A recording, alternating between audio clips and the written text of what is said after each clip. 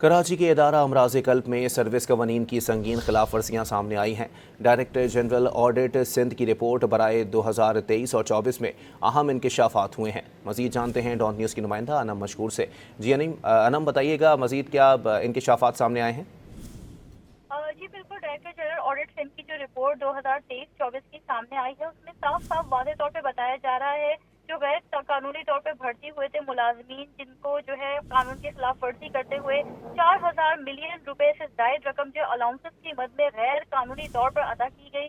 Seniority list کو جو ہے NICVD میں کہا جا رہا ہے کہ اس کی خلاف ورزی بھی کی گئی ہے۔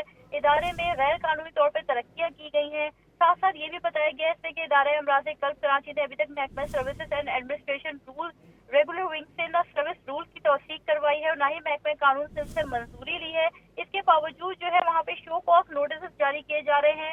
وہ ملازمین جن کا کوئی ابھی تک سروس ریکارڈ تک مناسب طریقے سے مینٹین نہیں ہوا، ان کے خلاف جو ہے شو کاز جو نوٹسز جاری کیے گئے ہیں۔ واضح رہے کہ گزشتہ دنوں ادارے میں کے 3 ملازمین نے عمارت میں جو بارش کا پانی جمع ہوا تھا اس حوالے سے کچھ ویڈیوز سوشل میڈیا پہ وائرل ہوئی تھی ان کی طرف سے، اور صاف صاف اس میں سوال بھی کیا گیا تھا کہ انتظامیہ جو اتنا بھاری فنڈ موجود ہے اس کے باوجود جو ہے کوئی انتظامات کیوں نہیں کر رہی، تو اس کے حوالے سے بھی جو شو کاز نوٹس جاری ہوئے ہیں ان کے اوپر بھی تحفظات کا انہوں نے اظہار کیا ہے۔ جی بہت شکریہ انم۔